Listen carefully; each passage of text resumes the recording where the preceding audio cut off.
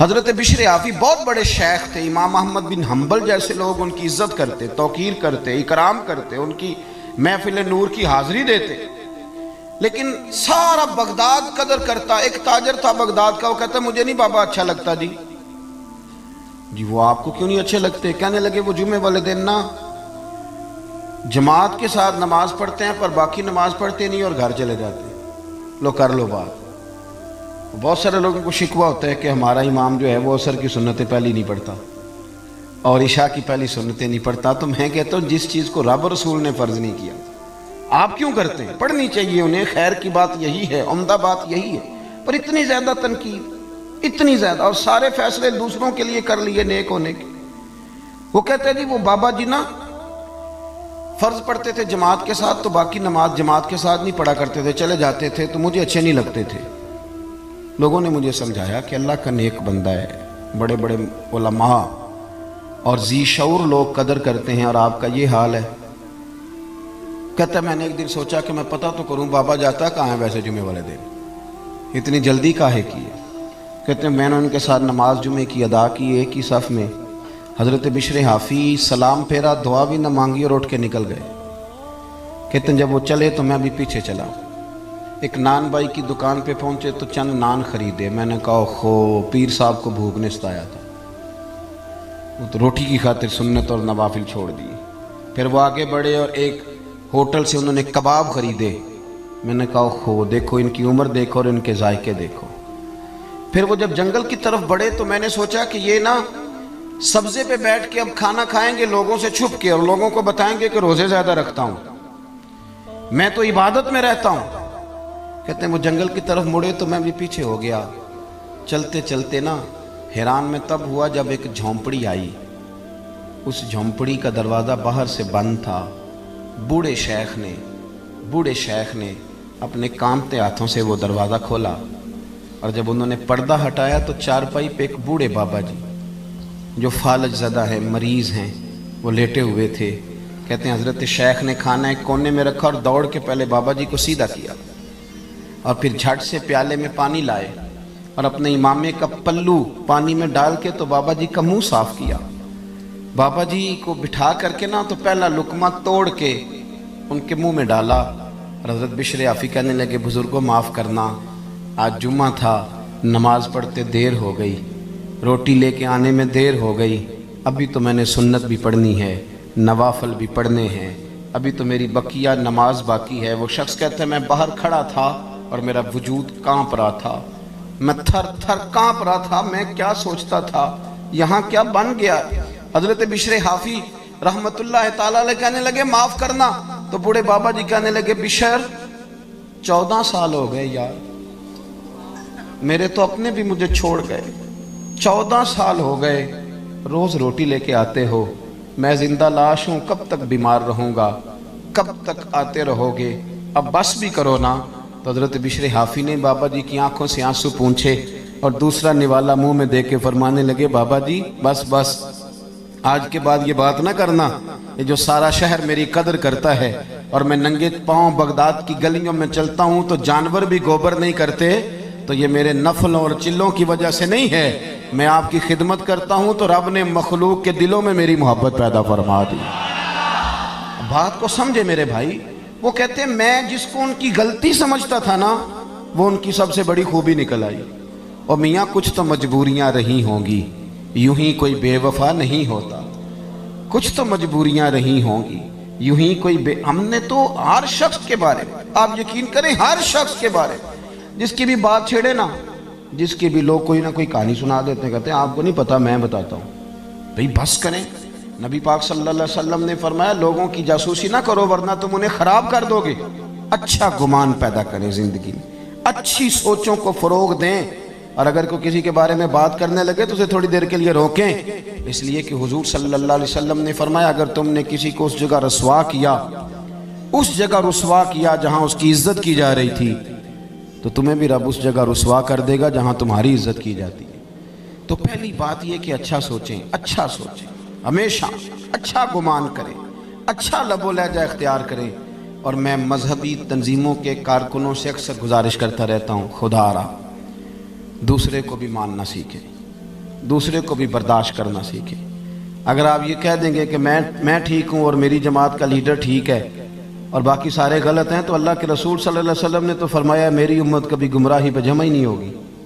तो आपने इतने लोग गुमराह कर दिए, ने सोचा ही नहीं। थोड़ा बर्दाश्त, थोड़ा अपने अंदर हौसला, थोड़ा अच्छापन, थोड़ी अच्छी सोचें। दूसरी बात, जिस अखलाक की आज बड़ी ज़्यादा ज़रूरत है, बड़ी ज़्यादा, वो ये है कि खुददारी और इज़्ज़त नफ्स पैदा करें।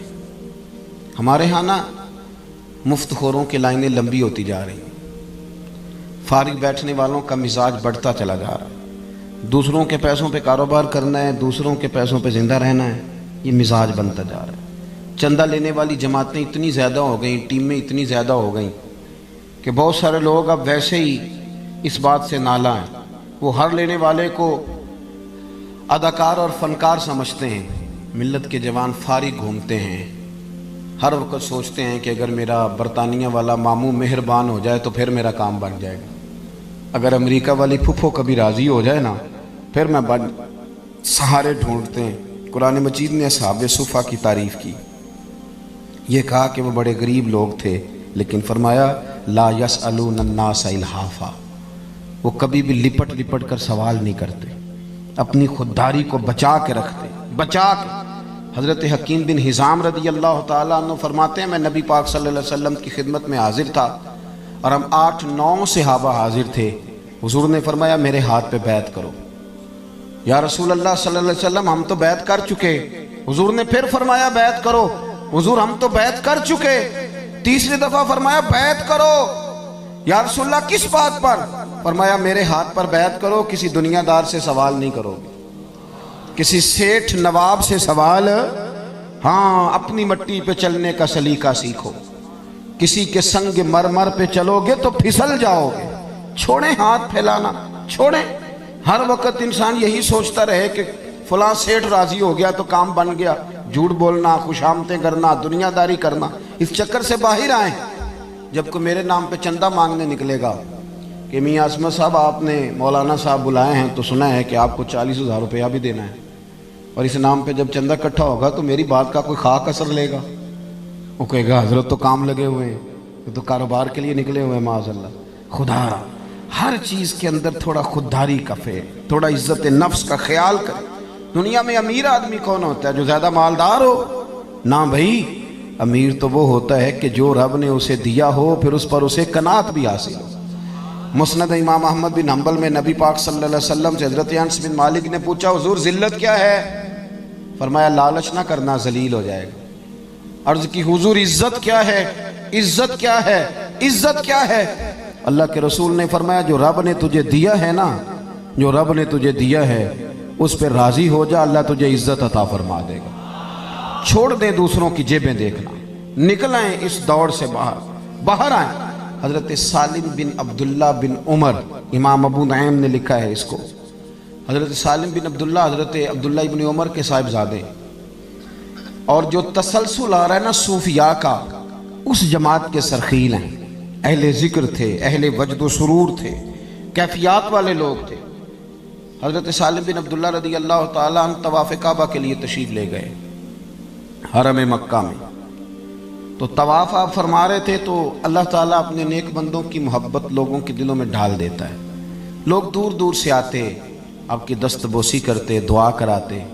खलीफा को किसी ने बताया कि हज़रत सालिम बिन अब्दुल्ला आए हुए हैं। वो भी चला गया, और जब उसने देखा ना बड़ा रश है तो वो इंतज़ार करने लगा। हज़रत तवाफ़ से फारिग हुए, 8वां इस्तिलाम जब कर लिया तो आगे बढ़ा, हाथ मिलाया, कहने लगा जी मैं गवर्नर हूँ, खलीफा हूँ मक्के का। अब ने फरमाया तो मेरी बातों की समझ आ रही है आप हजरात को? कहने लगा जी मैं यहाँ का खलीफा हूँ, तो मेरी ये ख्वाहिश थी कि कोई हुक्म हो तो आप बताते, मैं पूरा करने को हाजिर हूँ। कोई हुक्म हो तो बताइए। तो हज़रत सालिम बिन अब्दुल्ला रदी अल्लाह ताला ने उसका चेहरा देखा तो फरमाने लगे किसने गवर्नर बनाया तुझे? तू तो बड़ा बेवकूफ़ आदमी है, तो बिल्कुल तुझे ख्याल ही नहीं आया, तू क्या कह रहा है? वो कहते हैं पहली दफ़ा किसी बंदे से मुलाकात हुई थी, मेरी भी टांगें कांपने लगी, ये शख्स कहाँ से बात कर रहा है? खुददारी, خودداری ایک بڑی اعلیٰ چیز کا نام ہے. کس نے تجھے گورنر بنایا؟ کہنے لگا حضور کیا ہوا؟ فرمانے لگے یار تو بڑا ہی بیوقوف ہے، تو کیا سمجھتا ہے مجھے کہ اللہ کے گھر میں آ کے بیت اللہ شریف کے دروازے کے سامنے کھڑے ہو کے یہاں آ کے بھی میں دنیا داروں سے سوال کروں گا؟ یہاں آ کے بھی میں لوگوں سے مانگوں گا؟ یہاں گردن کو جھکا دیتا ہے خیرات کا پتھر، جہاں میں مانگنے والوں کے سر کبھی اونچے نہیں ہوتے، یہاں آ کے بھی میں دنیا داروں سے مانگوں گا؟ کہتا ہے مجھے تو پسینے آنے لگے. جب میں فارغ ہو کے وہاں سے نکلا تو باہر آ گیا، میں مسجد الحرام سے باہر میں سوچ میں پڑ گیا. تھوڑی دیر کے بعد حضرت بھی فارغ ہو کے باہر آئے. خلیفہ پھر آگے بڑھا، کہنے لگا حضور مہربانی کریں، اب تو خانہ کعبہ سامنے نہیں نا، ابھی کوئی حکم کر دیں. آپ فرمانے لگے چل ٹھیک ہے، تو نہیں باز آتا تو بتا تجھ سے دین مانگوں کہ دنیا مانگوں؟ کہنے لگا حضور میرے پاس تو دنیا ہی ہے، دین تو آپ کے پاس ہے.